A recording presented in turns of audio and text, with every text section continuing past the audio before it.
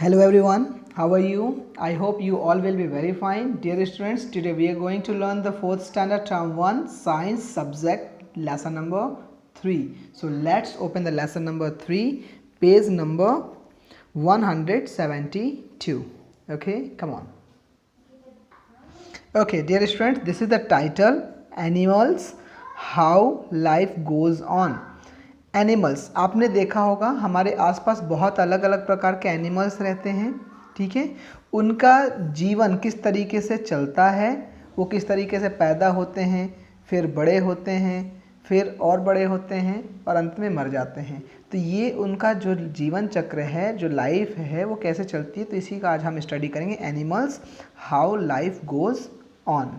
Okay, well, look it.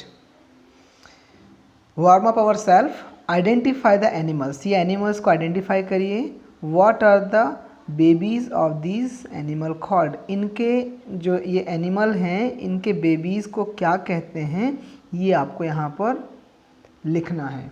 Okay, ये आपके लिए थोड़ा सा एक टिपिकल टास्क होगा, इसे आप बनाने की कोशिश करिए। नहीं होगा तो नेक्स्ट वीडियो में मैं इसका आंसर आपको बता दूंगा, बट अभी फ़िलहाल में आपको कोशिश करना है कि जैसे यहाँ पर है खरगोश है ना, तो रैबिट, इसके छोटे बच्चों को क्या बोलते हैं, ठीक है। लायनस, इसके छोटे बच्चों को क्या बोलते हैं। सीप के छोटे बच्चों को क्या बोलते हैं। डक के छोटे बच्चों को क्या बोलते हैं। ये आपको यहाँ पर उसका नाम लिखना है, राइट। ओके, चलिए स्टार्ट करते हैं आप आज के लेसन को। Introduction.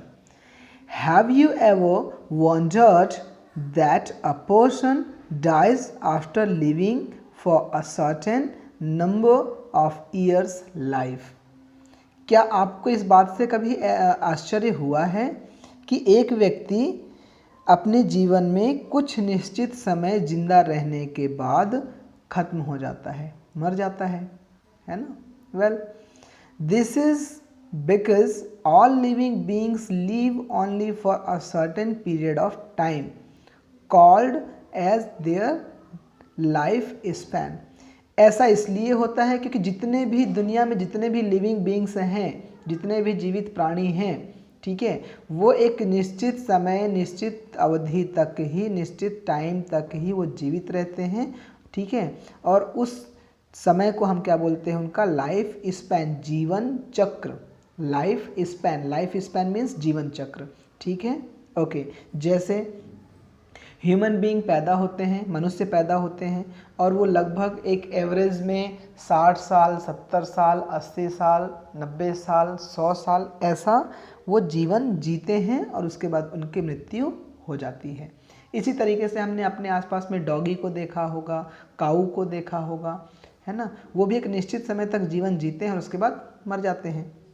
They die when their life span is completed. किसी भी व्यक्ति की, किसी भी जंतु की मृत्यु कब होती है, जब उनका लाइफ स्पैन कंप्लीट हो जाता है। लाइफ स्पैन कंप्लीट होने के बाद ही वो क्या होते हैं, मर जाते हैं, right. Okay, go to the next page. Okay, look at here.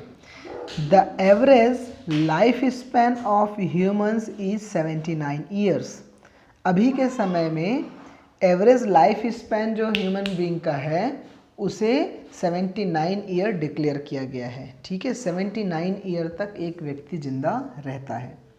To ensure that life goes on, living beings must produce more of their own kind before they die. Life लगातार चलती रहे, इस बात को आश्वस्त इंश्योर करने के लिए लिविंग बीइंग के लिए ये बहुत ज़रूरी हो जाता है कि वो अपने ही जैसे क्या करें, बच्चे पैदा करें, अपने ही जैसे अन्य प्रजाति पैदा करें। The process by which living organisms produce more of their own kind is called reproduction.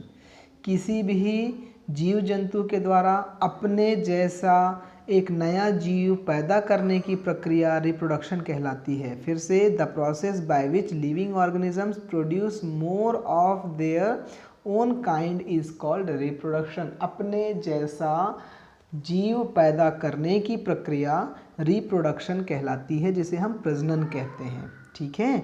बच्चे कैसे पैदा होते हैं, जैसे ह्यूमन बीइंग से ह्यूमन बीइंग पैदा होता है, काऊ से काऊ पैदा होता है, डॉगी से डॉगी पैदा होता है, राइट।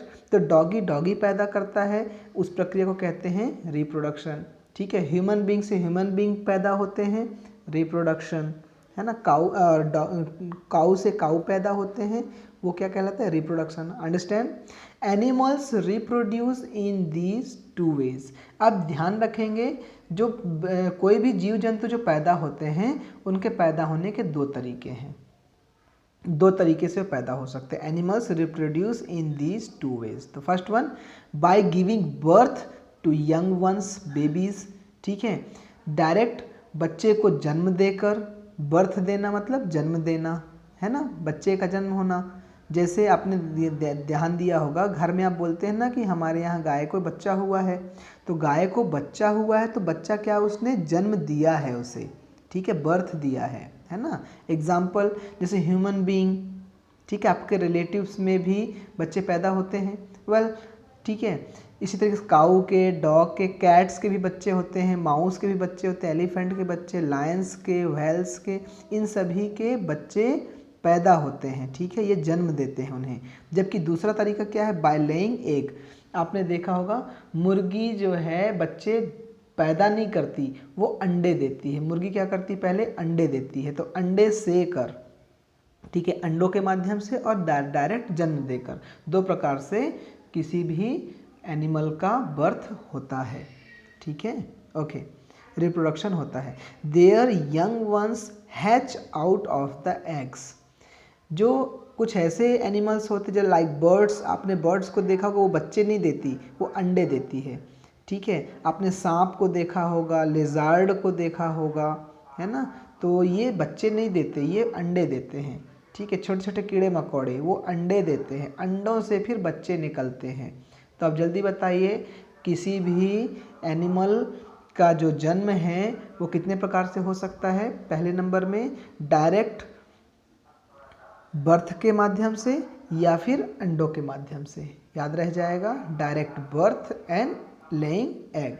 नेक्स्ट आगे बढ़िए, एनिमल्स दैट ले एग्स। अब कौन कौन से एनिमल्स हैं जो एग के माध्यम से बच्चे पैदा करते हैं, ठीक है, ओके। तो फर्स्ट नंबर इज बर्ड्स। आपने बहुत सारे बर्ड्स को देखा होगा। All birds reproduce by laying egg. जितने भी बर्ड्स होते हैं सभी के सभी किससे पैदा होते हैं, एग से। The female birds build nest on trees to lay their eggs and raise their young ones. जितनी भी फीमेल चिड़िया होती हैं, ठीक है, फीमेल बर्ड्स जितने होते हैं वो सभी ट्रीज़ में नेस्ट बनाते हैं, फिर वहाँ पर वो अंडों को सेती हैं और उसके बाद वहाँ से बच्चे निकलते हैं और उन्हें वो बड़ा करती हैं, राइट। अब हम जानते हैं कि वो अंडे जिसमें से बच्चे निकलते हैं उसके अंदर कौन कौन सी चीज़ें होती हैं, ठीक है। तो देखिए, पार्ट्स ऑफ एन एग, एक एग के कौन कौन से पार्ट हैं। The major part of an egg are, सबसे पहले नंबर में द सेल और आउटर कवरिंग। आपने अंडा देखा है, अंडे के सबसे ऊपर में एक वाइट कलर का लेयर होता है। अलग अलग एग के अलग अलग कलर हो सकते हैं, ठीक है। तो एक कवर होता है, सेल होता है, फिर उसके अंदर में क्या होता है, यॉक होता है, यॉक, ठीक है, पीले कलर का पोर्शन होता है, यॉक, है ना। फिर उसके चारों ओर में क्या होता है, एम्ब्रियो, ठीक है, और क्या होता है, एल्बुमेन और एग वाइट। एल्बुमेन या एग वाइट, उसके चारों ओर एग वाइट इस तरीके से होता है। आपने अंडे को देखा होगा, अंडे के अंदर सबसे पहले वाइट कलर की लेयर, फिर वाइट कलर का पार्ट, फिर बीचों बीच में येलो कलर का एम्ब्रियो। तो इसे हम क्या बोलते हैं, सेल, एम्ब्रियो, अंदर का पोर्शन एम्ब्रियो और उसके ठीक ऊपर का लेयर यॉक और उसके चारों ओर रहता है egg white. Okay, very good. चलिए आगे बढ़ते हैं। An egg of a bird has a hard outer cell. It protects the egg. The yellow portion in the center is the yolk. The yolk contains a bright white spot that develops into the embryo.